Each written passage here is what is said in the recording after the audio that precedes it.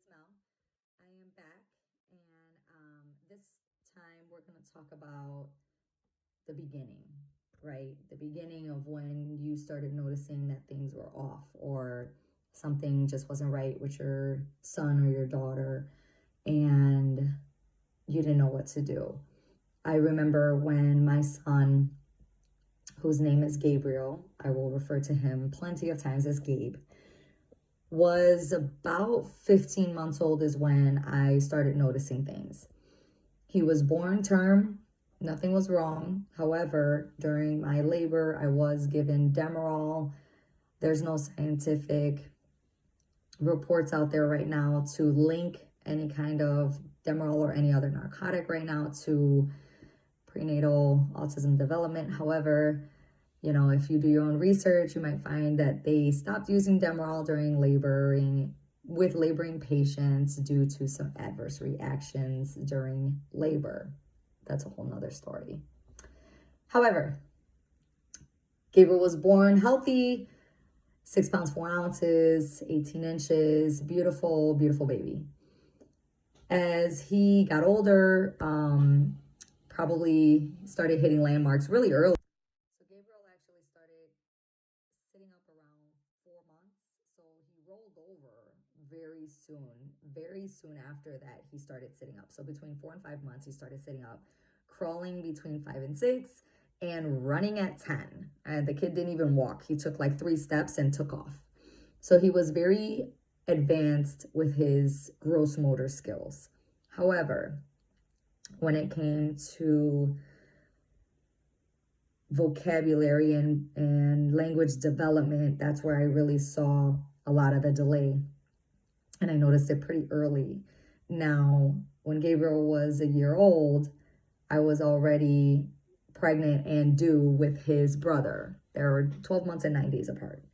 So, of course, while I'm, pregnant with one child, I have an infant, essentially. Fast forward, my second son, Miguel, was born, and a few months later, I started noticing that Gabriel was doing some very deep regression. He was no longer babbling. The eye contact stopped abruptly. He just stopped looking at me. He stopped responding to his name. We could scream at the top of our lungs. He could be in the same room and he wouldn't even flinch.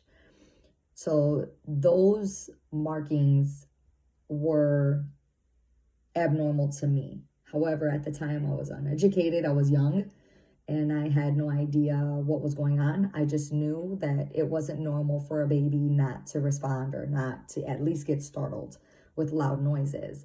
He also had a very intense, repetitive motions when he was playing with toys. So, for example, he would take a toy car, flip it over, and spin the wheels. That's not uncommon for kids to play with parts of a toy. However, he never played with the toy in its entirety. So a child of that age will take a car and say vroom vroom, or the car goes bye-bye, or stuff like that. Gabriel did not do that. Gabe would spin the wheels for hours. He would sit in a corner and play with one thing and be so obsessive about it that it started to worry me. I then took him into a university hospital that was close to my house at the time, the same hospital he was born at. And I inquired as to what was going on with him because it was very startling and very troublesome for me. And of course, carrying a brand new baby in my arms and a 12-month-old, or a 15-month-old, I should say, I was panicking, as any parent would. And I told the doctor what was going on, and they gave me a referral to a resource that I'm going to tell you about, which is called Early Intervention. Early Intervention is a service that's available to children birth up to 3 years old that gives the children therapy. So my son ended up receiving all 3 therapies. He received occupational, developmental, and speech therapy. There were severe delays in all 3 categories. That's why he got all 3 services. At the time, I was an at-home mom at the time. And probably 3 to 4 times a week.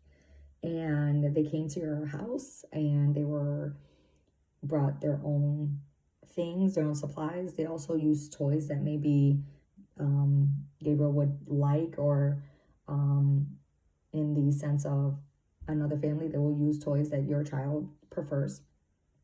And they do their therapy, and it's about an hour that they're there, and sometimes they come together and sometimes they come separately. So it just depends on what they're trying to do. It's usually a team. Initially, when he was getting early intervention, there really wasn't an assessment made. They did what is called an evaluation to see if he would qualify and if he had the delays that were going to necessitate the therapy. So it was found out that he did need it, and so we proceeded.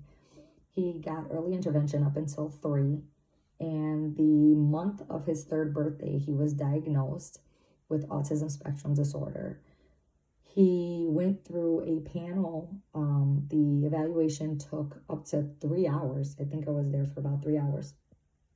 And the evaluators did a soul evaluation where he was in a room by himself with the doctors, and then they also brought me in to see how he reacted to me, or how he didn't react to me on the other hand. So it was a bit of a process.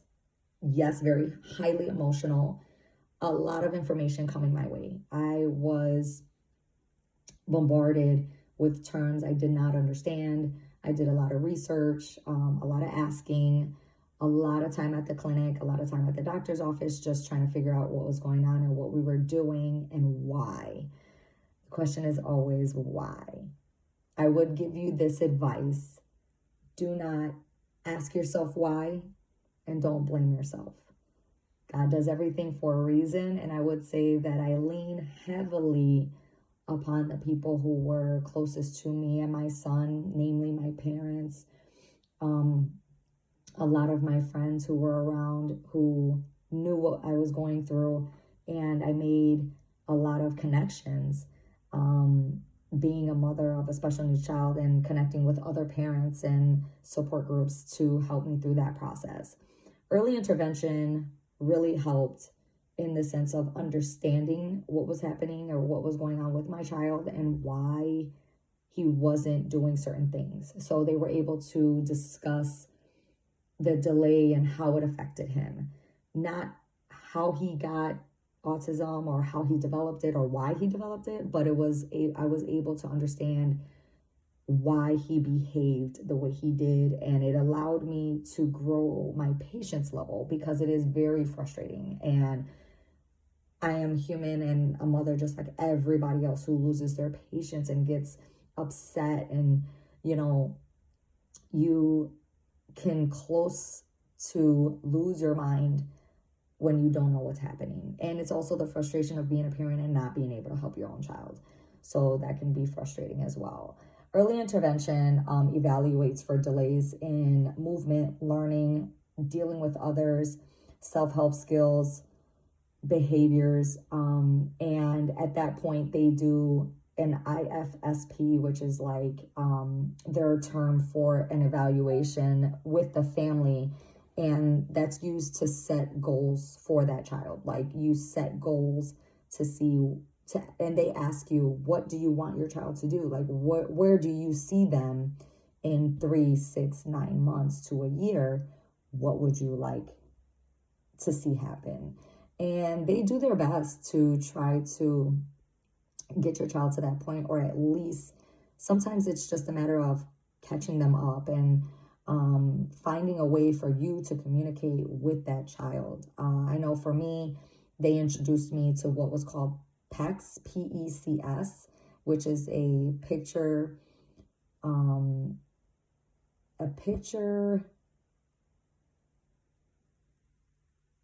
communication system.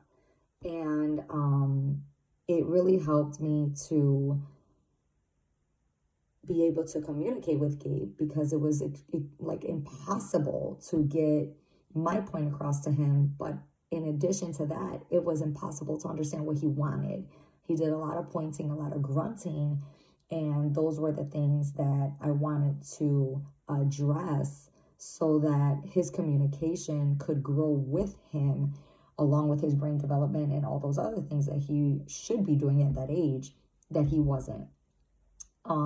That also went with potty training. Potty training was extremely difficult, and we'll talk about potty training in another video because that is a huge issue, I know, for a lot of parents. So we definitely will talk about that. However, right now, early intervention and getting your kid diagnosed and getting them the services they need right away as early as possible is the goal.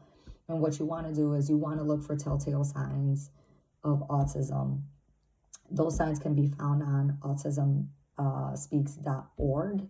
You can find a list of things that you can kind of just be aware of. And when you notice them, you can take your child to a clinic and have the pediatrician evaluate. And if you need to escalate that to a psychologist and a team for them to evaluate, you can do that. But at least it gives you the tools and the skills that are necessary for you to understand what's happening and notice it, and then escalate as necessary and as appropriate.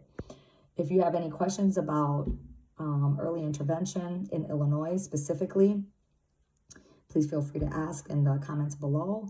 I will be posting a link to the Department of Human Services webpage for early intervention. If you need to find more information, you can go on there. There's a hotline as well. If you also feel like you need your child to be evaluated, you can click that link, and that link will send you directly to that page. That's it for today. Let me know if you guys need anything. Again, any question is always welcome. Don't ever be afraid to ask, because if you have that question, somebody else has that question as well. Bye for now.